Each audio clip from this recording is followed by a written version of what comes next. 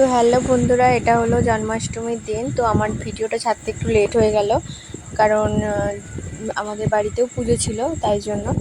তো তোমরা ভিডিওটা দেখতে থাকো।